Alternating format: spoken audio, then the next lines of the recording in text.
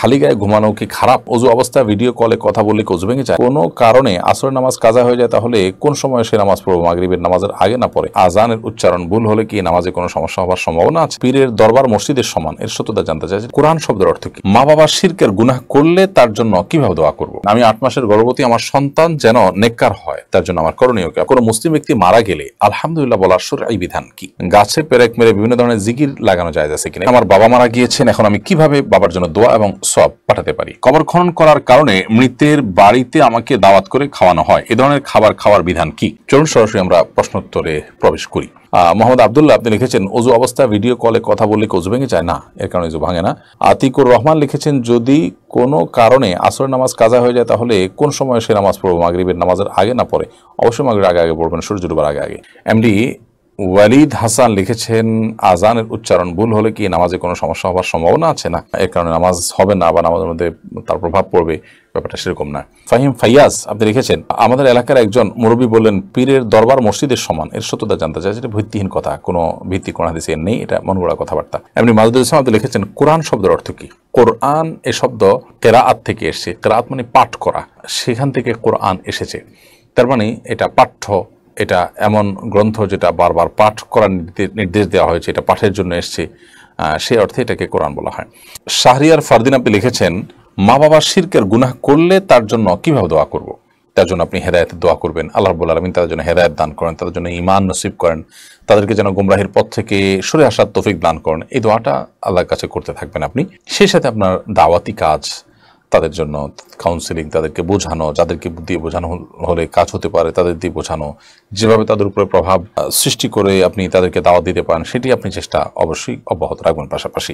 এরপরে সাবিহা শান্তা আপনি লিখেছেন, আমি 8 মাসের গর্ভবতী, আমার সন্তান যেন নেককার হয়, তার জন্য আমার করণীয় কি? আপনি এই টাইমে বেশি বেশি তেলাওয়াত করবেন, দোয়া করবেন আল্লাহর কাছে খুব বেশি। সূরা ফুরকানের 74 নম্বর আয়াত এবং অন্য যে সমস্ত আয়াতে নেক সন্তান আল্লাহর কাছে চাওয়া হয়েছে, সেই আয়াতগুলো বিশেষ পাঠ করবেন। রব্বি হাবলি মিনাস সালিহিন, রব্বি হাবলি মিন লাদুনকা যুররিয়াতান তাইয়্যিবা ইন্নাকা সামিউদ দুআ, বিশেষ এই সমস্ত দোয়া পড়বেন এবং আল্লাহর কাছে সাধারণভাবে সন্তান যেন নেক হয়, সুস্থ হয়, সেজন্য দোয়া করতে থাকবেন।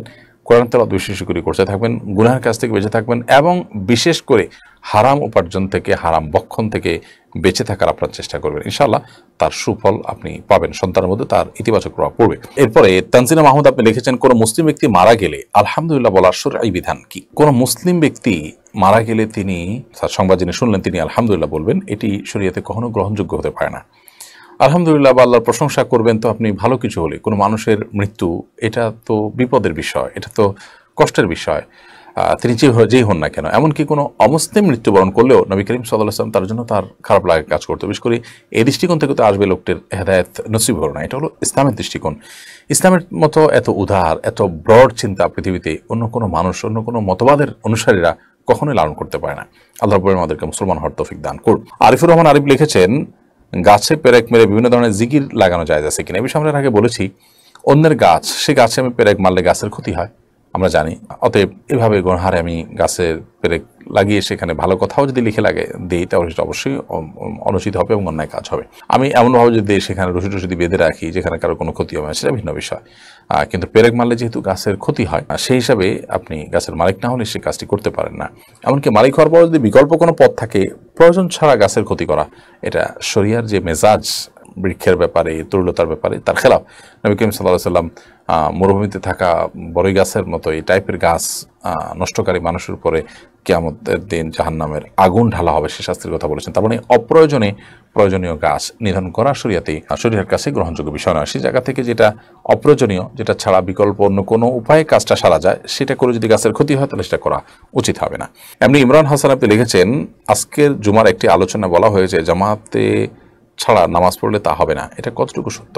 দেখুন, একটি হাদিস আছে যে লা সলাতা লিজাইল মাসজিদ ইল্লা ফিল মাসজিদ, যে ব্যক্তি মসজিদের প্রতিবেশী তার মসজিদে নামাজ না পড়লে সেটা কোনো নামাজই নয়। যদি হাদিসের সনদ দিয়ে মুহাদ্দিসদের অনেকেরই আপত্তি আছে, কিন্তু মৌলিকভাবে এটা ঠিক আছে যে পুরুষদের জন্য, যারা পুরুষ প্রাপ্তবয়স্ক সুস্থ মানুষ, যাদের জামাতে আসতে বা যে দৃষ্টিকোণ থেকে কোনো বাধা নেই, তারা জামাত ছাড়া একাকী যদি নামাজ পড়েন এবং এটা যদি তাদের নিয়মিত অভ্যাসে পরিণত হয়, তাহলে অবশ্যই সেটি গর্হিত কাজ, অন্যায় কাজ। কিন্তু ওয়াক্তের ফরজও আদায় হবে না, ব্যাপারটা সেরকম না। ওই ওয়াক্তের ফরজ তার আদায় হয়ে যাবে এবং তিনি ওই ওয়াক্তের নামাজ পড়েছেন, এটি বলা হবে, এতটুকু ঠিক। অতএব এ ব্যাপারে আপনি যে খতিবের খুতবা শুনেছেন তিনি কতটুকু বলেছেন, আপনি কতটুকু শুনেছেন, সেটা তো আমি বলতে পারবো না। তবে এভাবে সাধারণভাবে যদি বলে দেওয়া হয় যে কোনো নামাজই হবে না জামাতে নামাজ না পড়লে, তাহলে সেটা সঠিক নয়। আবার এটাও ঠিক যে জামাতে ইচ্ছাকৃতভাবে জামাতে হাজির না হয়ে শরীয়গ্রাহ্য ওজোর ছাড়া আপনি অনবরত নিজে একা একা নামাজ পড়েন, তাহলে সে নামাজ অবশ্যই আল্লাহ সুবহানাহু ওয়া তাআলার কাছে গ্রহণযোগ্য নয়। তবে হ্যাঁ, ওয়াক্তের ফরজটুকু আদায় হয়ে যাবে। এরপর জাহানি আইডি থেকে আপনি লিখেছেন, আমার বাবা মারা গিয়েছেন, এখন আমি কিভাবে বাবার জন্য দোয়া এবং সওয়াব পাঠাতে পারি? দোয়ার জন্য আপনি রব্বির হামহুমা কামা রব্বায়ানি সগীরা, এই দোয়াটি সবচেয়ে বেশি বেশি পড়বেন। হে আমার রব, হে আমার পালনকর্তা, আপনি আমার মা বাবার প্রতি ঠিক সেরকম দয়া করুন, মায়া করুন, অনুগ্রহ করুন যেরকম তারা ছোটবেলায় আমাদেরকে মায়া করেছেন, মমতা দেখিয়েছেন। আপনি এই দোয়াটি বেশি বেশি পড়বেন। এর বাইরে সাধারণভাবে আপনার নিজের ভাষায় আল্লাহ তাআলার কাছে আপনার মায়ের জন্য, আপনার বাবার জন্য, মৃত আত্মীয় স্বজনের জন্য, বিশেষ করে বাবা কথা আপনি বলেছেন বাবার জন্য, কারণ মা মারা গিয়ে থাকলে মায়ের জন্য আল্লাহর কাছে দোয়া করবেন। দোয়া কবুলের সময়গুলোতে বেশি বেশি দোয়া করবেন, সকাল সন্ধ্যায়, জুমার দিন আসরের পর, পাঁচ ওয়াক্ত নামাজের পর, ভোর রাত, মক্কাতে গেলে সেখানে, এই জায়গাগুলোতে, এই সময়গুলোতে স্পেশালি আল্লাহ তাআলার কাছে আপনি দোয়ায় মাশগুল হবেন ইনশাআল্লাহ বিইذنিল্লাহ। এই দোয়া আল্লাহ তাআলা আপনার জন্য, আপনার মা বাবার জন্য অনেক অনেক বেশি প্রশান্তি এবং রহমত তাদের জন্য আল্লাহ তাআলা বর্ষণ করবেন। সেই সাথে যে সমস্ত আমলের সওয়াব বাবার জন্য বা মৃত ব্যক্তির জন্য পাঠানো যায় সেগুলো করবেন বেশি বেশি করে। বিশেষ করে সাদাকা দানের কথা আমরা বলতে পারি, তাদের তরফ থেকে দান করলেন, সাদাকা জারিয়া করলেন, একটা বৃক্ষরোপণ, মসজিদ মাদ্রাসা, গরিব মানুষকে খাবার কিনে দেওয়া, কর্মসংস্থান করে দেওয়া, কাপড় চোপড় কিনে দেওয়া, ঔষধ চিকিৎসার ব্যবস্থা করে দেওয়া, এই কাজগুলো সাধ্য অনুযায়ী করবেন তাদের তরফ থেকে, যে আল্লাহ এটার সওয়াবটা আমি আমার নিজের জন্য না, আমার বাবার জন্য চাই, তার আমলনামা আপনি পৌঁছে দিন, ইনশাআল্লাহ তিনি সওয়াবটা পেয়ে যাবেন। আর আপনি যেহেতু দান করেছেন, কষ্ট করেছেন, এর কারণে একটি সওয়াব তো আপনিও পাবেন ইনশাআল্লাহ তাআলা। জালালউদ্দিন লিখেছেন, রাতে খালি গায়ে ঘুমানো কি খারাপ? শরঈ দৃষ্টিকোণ থেকে খালি গায়ে বা আপনার গায়ে কিছু দিয়ে ঘুমানোর পর আলাদা কোনো নির্দেশনা নেই। এটা আপনি চাইলে খালি গায়ে ঘুমাতে পারেন, চাইলে গায়ে কিছু দিয়ে ঘুমাতে পারেন, এটা একান্ত আপনার উপর। তবে স্বাস্থ্যগত দিক অবশ্যই খেয়াল রাখতে হবে। খালি গায়ে শোয়ার পরে আমাদের অসুস্থ হওয়ার আশঙ্কা থাকে কিনা, ঠান্ডা লাগার আশঙ্কা থাকে কিনা, অথবা অন্য কোনো আশঙ্কা থাকে না, সেগুলো খেয়াল করতে পারে। বাকি আপনি খালি দিকে ঘুমানো এটা মুবাহ, জায়েজ। মোহাম্মদ রিফান আপনি লিখেছেন, গ্রামের কেউ মারা গেলে আমি কবর খনন করি। কবর খনন করার কারণে মৃতের বাড়িতে আমাকে দাওয়াত করে খাওয়ানো হয়, এ ধরনের খাবার খাওয়ার বিধান কি? ভাই রিপন, কবর খনন করা এটা তো প্রত্যেকটা এলাকার মুসলমানদের উপরে ফরজে কেফায়া পর্যায়ের কাজ, অর্থাৎ প্রত্যেক এলাকার মানুষই তারা কবর খননের কাজ করবেন। যে কোনো মানুষ মারা যায় সেই মানুষকে কবরস্থ করবেন, তার জন্য প্রয়োজনীয় সব উদ্যোগ গ্রহণ করবেন। কিন্তু যদি কোনো এলাকাতে কোনো ব্যক্তি বিশেষ এই কাজ আঞ্জাম দেন, তাহলে সেক্ষেত্রে সবার তরফ থেকে আদায় হয়ে যাবে এবং এটার জন্য কোনো বিনিময় তিনি গ্রহণ করতে পারবেন না, কোনো বিনিময় তিনি গ্রহণ করবেন না, কারণ এটি সবার তরফ থেকে ফরজে কেফায়া। হ্যাঁ, কোনো প্রতিষ্ঠান যদি উদ্যোগ নিয়ে কোনো শ্রমিক ভাড়া করে তার তরফ থেকে, বা কোনো ব্যক্তি উদ্যোগ নিয়ে তার তরফ থেকে শ্রমিক ভাড়া নিয়ে কাজটা করায়, তাহলে সেক্ষেত্রে শ্রমিক তার পারিশ্রমিক গ্রহণ করতে পারেন। দুই জিনিস কিন্তু।